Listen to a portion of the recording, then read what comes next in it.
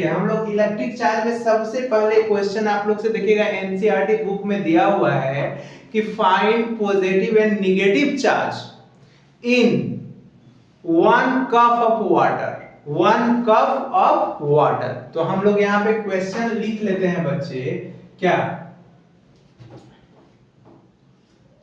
देखिए क्वेश्चन में हम लोग लिख लेते हैं फाइंड पॉजिटिव चार्ज इन, हम लोग देख लेते हैं 250 ग्राम ऑफ वाटर। इसके बारे में हम लोग बात करते हैं। देखिए क्या बोले, find positive charge in 250 gram of water. तो देखिए बच्चे इसमें हम लोग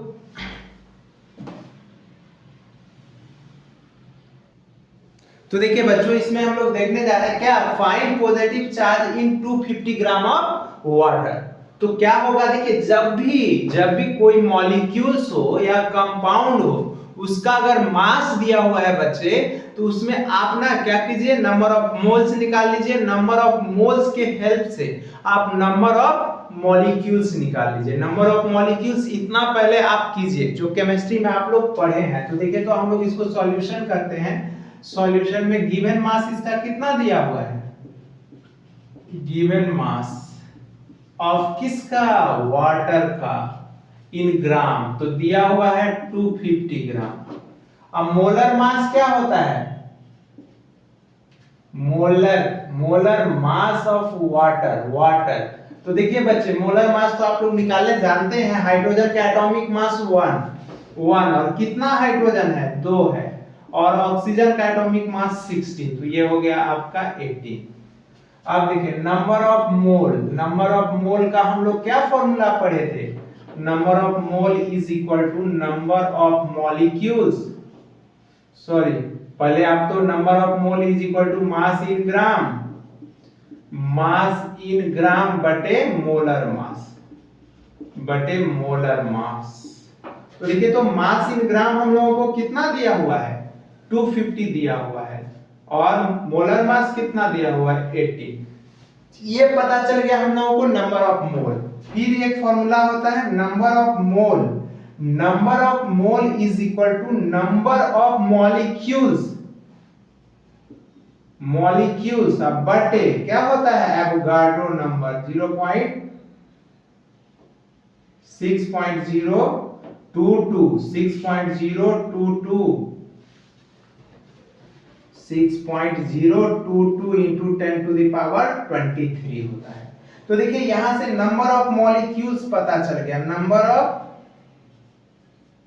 मॉलिक्यूल्स मतलब वाटर में कितना मॉलिक्यूल्स है उसके बारे में हम लोग पता कर रहे हैं। तो number of molecules is equal to क्या हो जाएगा बच्चे, क्रॉस मल्टीप्लिकेशन। तो नंबर ऑफ मोल की जगह पे कितना रख सकते हैं, 250 by 18 I into number of molecules 6.022 into 10 to the power 23।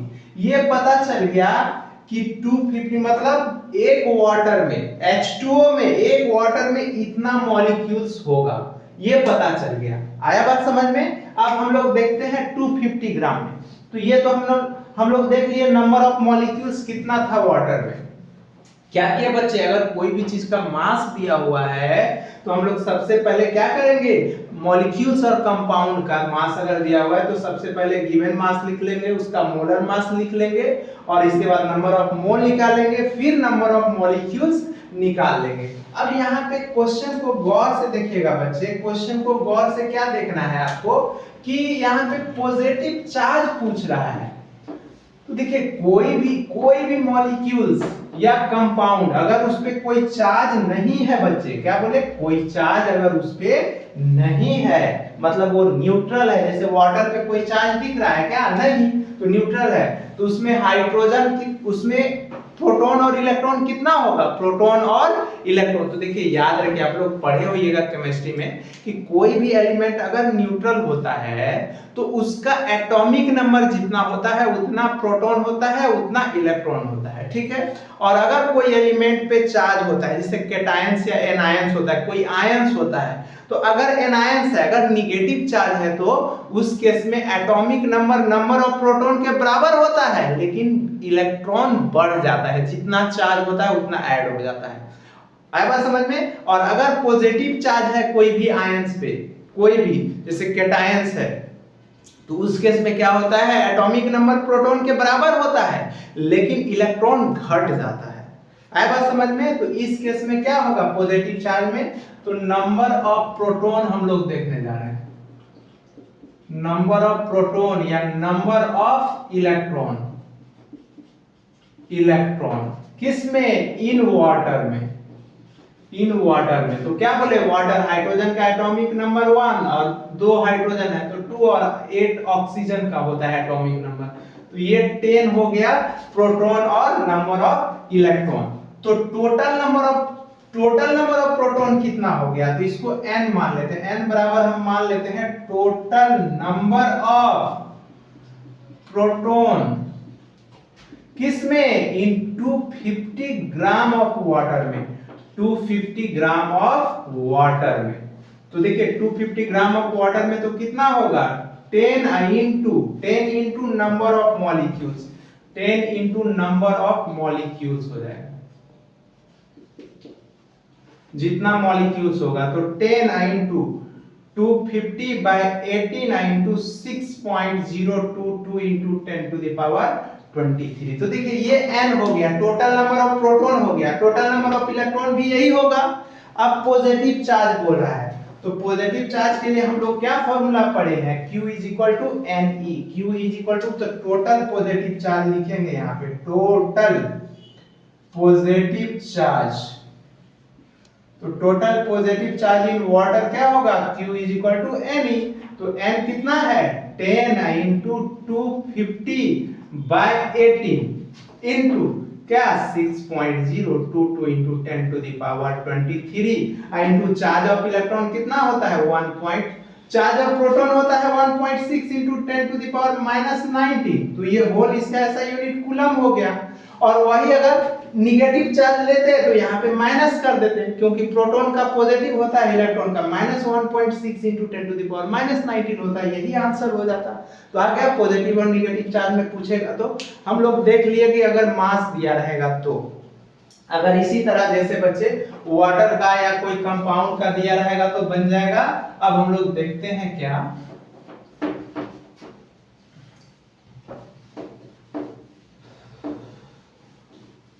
एक क्वेश्चन ऐसे भी पूछा जाता है बच्चे, क्या पूछा जाता है, जैसे आइसोटोप्स टाइप का, जैसे कोई आइसोटोप्स दे देगा, क्वेश्चन दे देगा ना कि find positive charge, find positive charge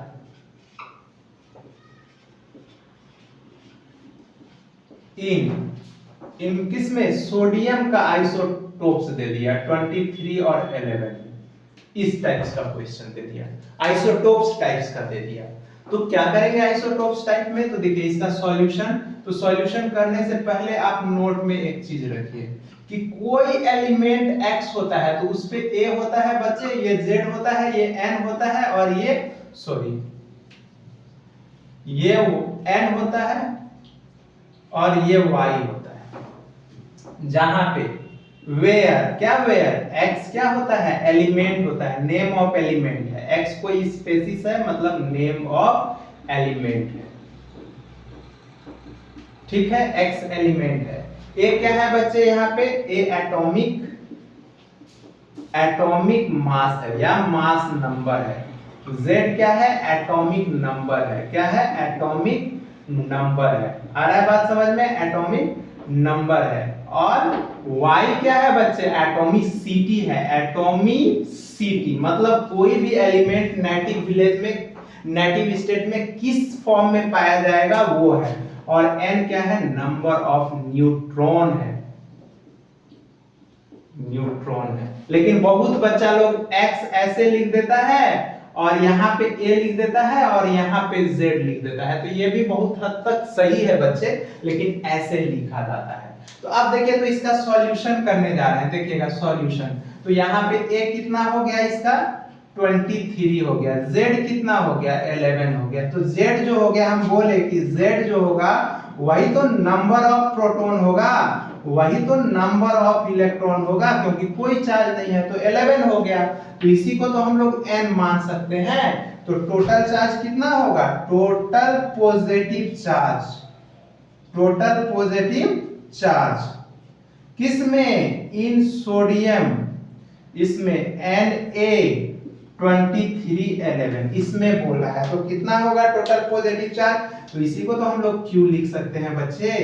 Q is equal to, तो Q is equal to N into E, N into E। तो N कितना है? 11 है, और चार्ज कितना हो गया? 1.6 into 10 to the power minus 19 coulomb. ये हो गया आंसर। आ रहा है बात समझ में? ये भी बन जाएगा, क्योंकि अगर कोई आइसोटोप्स दिया है तो बहुत इजी है, क्योंकि जो उसका एटॉमिक नंबर होगा वही नंबर ऑफ प्रोटॉन होगा, वही नंबर ऑफ इलेक्ट्रॉन होगा। तो अगर नेगेटिव चार्ज बोलेगा तो यहाँ माइनस डाल दीजिएगा, पॉजिटिव चार्ज बोलेगा तो यहाँ प्लस डाल दीजिएगा। आया बात समझ में? अब देखिए अल्फा पार्टिकल्स के केस में एक क्वेश्चन पूछेगा। अल्फा पार्टिकल्स क्या होता है बच्चे? आप लोग रदरफोर्ड एक्सपेरिमेंट पढ़े होइएगा। हीलियम का न्यूक्लियस होता है अल्फा पार्टिकल्स, हीलियम का। जैसे आपसे क्वेश्चन पूछेगा, जैसे कि मान लेते हैं हम आपको कॉन्सेप्ट बताते हैं कि अल्फा पार्टिकल्स में कैसे कितना मास होता है और कितना उसका एटॉमिक नंबर होता है। देखिए अल्फा पार्टिकल्स, अल्फा पार्टिकल्स तो ये क्या होता है? हीलियम का न्यूक्लियस होता है, 4x2 होता है, 4x2 होता है। ये होता है अल्फा पार्टिकल्स का। आया बात समझ में? ये होता है। तो अब आपसे देखिए, आपसे क्या बोलेगा? क्वेश्चन पूछ देगा, क्वेश्चन बोलेगा कि find negative charge in alpha particles, ऐसे बोल देगा अल्फा पार्टिकल्स, ये बोल देगा बच्चे। Negative charge in alpha particles बोल देगा। तो क्या करेंगे आप? नेगेटिव चार्ज अगर बोलेगा तो इसका सॉल्यूशन तो यहाँ पे लिखेंगे alpha particle is equal to, ऐसे लिखेंगे हीलियम 4x2। तो इसका Z बराबर कितना हो गया? Z बराबर नंबर ऑफ प्रोटॉन बराबर number of electron is equal to कितना हो गया? 2 हो गया। इसी को हम लोग N बोलेंगे। तो टोटल नेगेटिव चार्ज कितना होगा? टोटल नेगेटिव चार्ज किसमें? इन अल्फा पार्टिकल्स, अल्फा पार्टिकल्स का हम देखने जा रहे हैं टोटल नेगेटिव चार्ज। इसी को हम लोग Q से डिनोट करते हैं। स्मॉल q या कैपिटल Q जो मानना है आप मान सकते हो बच्चे। आप यहाँ पे कैपिटल Q या स्मॉल q। तो देखिए, तो Q is equal to N into E। तो N का वैल्यू हो गया 2 और ये हो गया -1.6 into 10 to the power -19 coulomb. तो बन जाएगा ये भी क्वेश्चन। कुछ है अल्फा पार्टिकल्स दिया रहेगा। तो देखिए एक और ऐसे इस टाइप्स का क्वेश्चन दिया रहेगा। मास तो हम बोले कंपाउंड और मॉलिक्यूल्स का दिया रहेगा, तो हम लोग तो number of mole, number of molecules निकाल के कर लेंगे। अब ना कंपाउंड या मॉलिक्यूल्स का नहीं दिया रहेगा। अब कोई इंडिविजुअल इलेक्ट्रॉन प्रोटॉन का मास दे देगा। जैसे बोल देगा कि find number of negative charge in 75 kg of electrons. बोल देगा फाइंड नेगेटिव चार्ज, ऐसे दे देगा question. Find negative charge in, बोल देगा find negative charge in 75 kg of electron, 75 kg of electrons. इस टाइप्स का क्वेश्चन दे देगा, इलेक्ट्रॉन्स दे देगा। आया बात समझ में? अब बोलेगा 75 kg ऑफ इलेक्ट्रॉन्स में क्या होगा। तो देखिए इसका सॉल्यूशन क्या करेंगे हम लोग बच्चे। तो पहला मास ऑफ इलेक्ट्रॉन टोटल, यहाँ पे लिखेंगे total mass of electrons, total given लिखे, total given mass of electrons कितना दे दिया हुआ है? 75 kg। और एक मास ऑफ इलेक्ट्रॉन कितना होता है? हम लोग जो रट के रखे हैं मास ऑफ इलेक्ट्रॉन्स कितना होता है बच्चे? 9.1 into 10 to the power -31 kg होता है। ये होता है इलेक्ट्रॉन का मास। तो यहाँ पे नंबर ऑफ इलेक्ट्रॉन्स निकाल लेते हैं। नंबर ऑफ इलेक्ट्रॉन्स कितना है 75 kg में? तो नंबर ऑफ इलेक्ट्रॉन्स का मतलब हो गया टोटल मास और divided by mass of electron. Total mass और डिवाइडेड बाय क्या बोले बच्चे, मास ऑफ इलेक्ट्रॉन। तो टोटल मास कितना है, टोटल मास 75 है बटे 9.1 इंटू 10 टू द पावर -31, इतना इलेक्ट्रॉन्स आ गया। तो अब क्या होगा, निगेटिव चार्ज हम लोगों को बोल रहा है, निगेटिव चार्ज, इसी को तो Q बोले, Q is equal to N into E, तो N हो गया 75 बटे 9.1 इंटू ये ऊपर चल जाएगा +31 कर देते हैं, और charge of electron 1.6 into 10 to the power -19, ये कूलम हो गया। सॉल्व कर लीजिए आप लोग। तो देखिए तो कुछ था, अगर find negative charge in 75 KG of electrons दिया हुआ है तो टोटल मास लिख लेना है, मास ऑफ एक इलेक्ट्रॉन लिख लेना है, जो आप लोग याद रखे होंगे, वहां से नंबर ऑफ इलेक्ट्रॉन्स क्या, टोटल मास बटे मास ऑफ इलेक्ट्रॉन करके निकाल लीजिए, n पता चल गया, negative charge Q is equal to n ही लगा दीजिए। कोई प्रॉब्लम है? तो देखिए ये भी हम लोग बच्चे देख लिए कि किस टाइप से। अब एक क्वेश्चन एनसीईआरटी में है बच्चे एग्जांपल का, बोल रहा है ना कि बोल रहा है कि एक बॉडी से दूसरे बॉडी पे हर सेकंड पे 10 टू द पावर 9 इलेक्ट्रॉन्स को ट्रांसफर किया जा रहा है, 10 टू द पावर 9 इलेक्ट्रॉन्स को। तो बोल रहा है कि एक कूलम चार्ज को ट्रांसफर करने में कितना टाइम लगा होगा। तो देखते हैं उस क्वेश्चन को।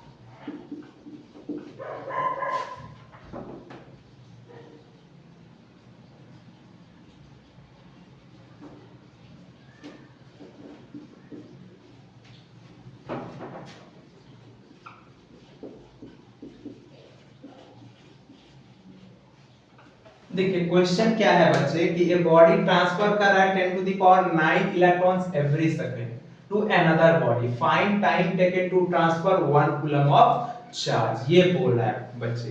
तो देखिए टोटल चार्ज गिवन कितना है, यहाँ पे सबसे पहला काम गिवन बोल रहा है कि एक सेकंड में 10 टू द पावर 9 इलेक्ट्रॉन्स को ट्रांसफर किया जा रहा है। तो बोल रहा है एक कूलम चार्ज को ट्रांसफर करने में कितना टाइम लगा होगा।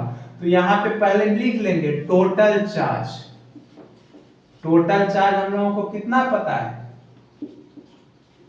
देखिए टोटल चार्ज, इसको हम लोग Q मान लेते हैं। तो Q इज इक्वल टू दिया हुआ है 1 कूलम, और यहाँ पे हम लोग ये दे दिया टोटल चार्ज। अब मान लेते हैं n बराबर कितना हो गया, नंबर ऑफ इलेक्ट्रॉन्स, यहाँ देखिए number of electrons transfer, electrons transfer पर सेकेंड कितना, 10 टू द पावर 9, इतना दिया हुआ है। तो हम लोग Q डैश मान लेते हैं, चार्ज ट्रांसफर इन 1 सेकेंड निकाल लेते हैं, charge transfer in 1 second, 1 second में निकाल लेते हैं कितना चार्ज का ट्रांसफर हुआ होगा। तो Q is equal to NE, तो कितना होगा NE, n 10 to the power 9 आए हुए 1.6 into 10 to the power -19 coulomb पर सेकेंड है। तो ये हो गया 1.6 into 10 to the power -10 coulomb पर सेकेंड। देखिए ये 10 to the power 9 है, बेस सेम होता है तो पावर का एडिशन होता है, तो ये Q आ गया। तो टाइम टेकन क्या हो जाएगा, टाइम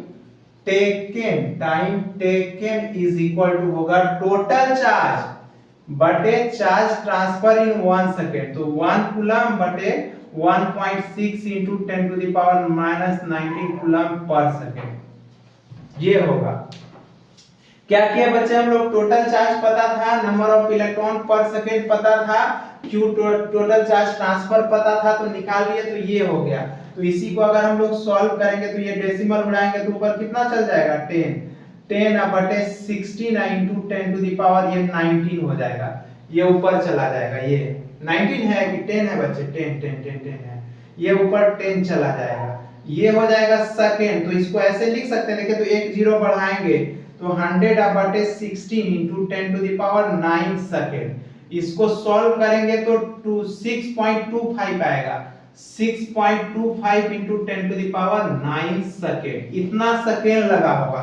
तो देखिए टोटल टाइम, तो टाइम को अगर हम लोग और कैलकुलेट करेंगे टोटल टाइम को, तो देखिए टाइम अगर निकालेंगे बच्चे, ये टाइम टेकन कितना ले रहा है, इसी को हम टी मान लेते हैं, टी मान लेते हैं टी।